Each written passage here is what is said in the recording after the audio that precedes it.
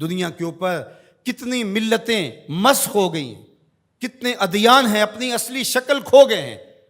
آپ تاریخ کا مطالعہ کر کے دیکھیں، الہامی ادیان اور غیر الہامی ادیان، مذاہب، دھرم، ان کا تشخص مٹ کے رہ گیا۔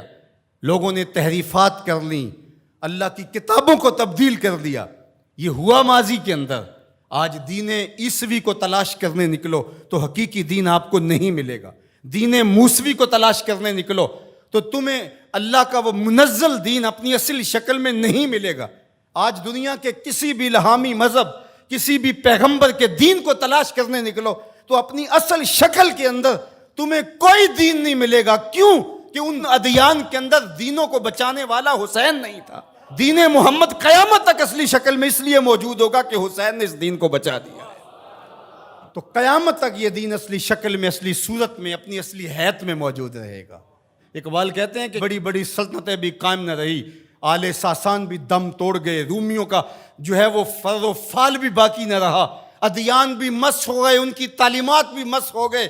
منگولوں نے دنیا کے اوپر کیا کچھ نہیں کیا، لیکن منگولوں کا دبدبہ بھی باقی نہ رہا۔ لیکن کہا کہ اے حسین، تیرے نام سے زندگی کا ساز آج بھی بج رہا ہے۔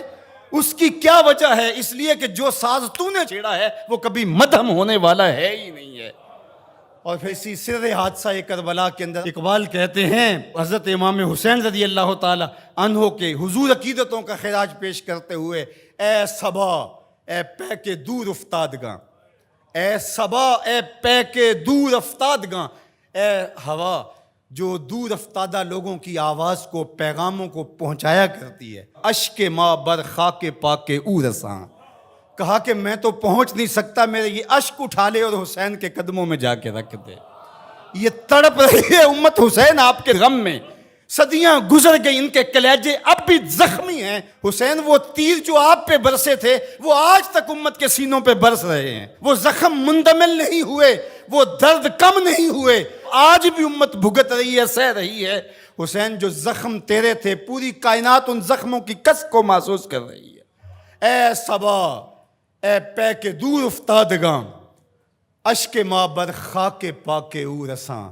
میرے آنسو اٹھا کے لے جا اے ہوا، تو آبی بخارات کی شکل کے اندر چیزیں اٹھاتی ہیں اور پھر می برساتی ہے۔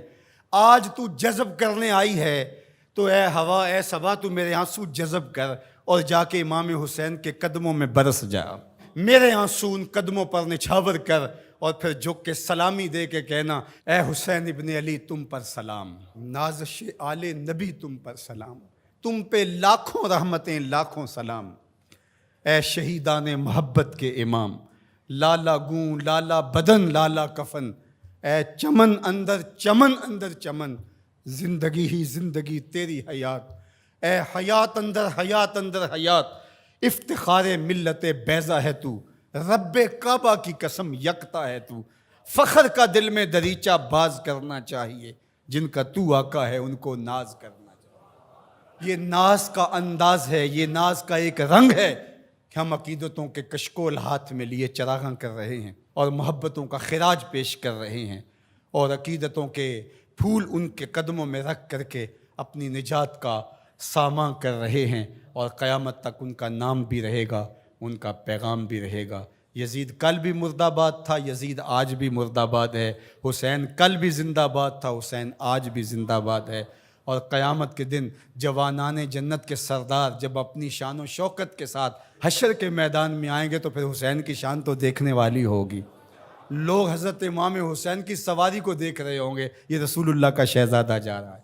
کائنات میں اتنے آنسو کسی کے لیے نہیں بہے جتنے جناب حسین کے لیے بہے، اتنی سسکیاں، اتنی آہیں کسی اور کے لیے نہیں دیکھی گئیں جو حضرت امام حسین رضی اللہ تعالی عنہ کے لیے عقیدت اور محبتوں کے اندر، پیار اور الفتوں کے اندر یہ اظہار عقیدت کے طور پہ یہ سارے منظر نامے رقم ہوئے۔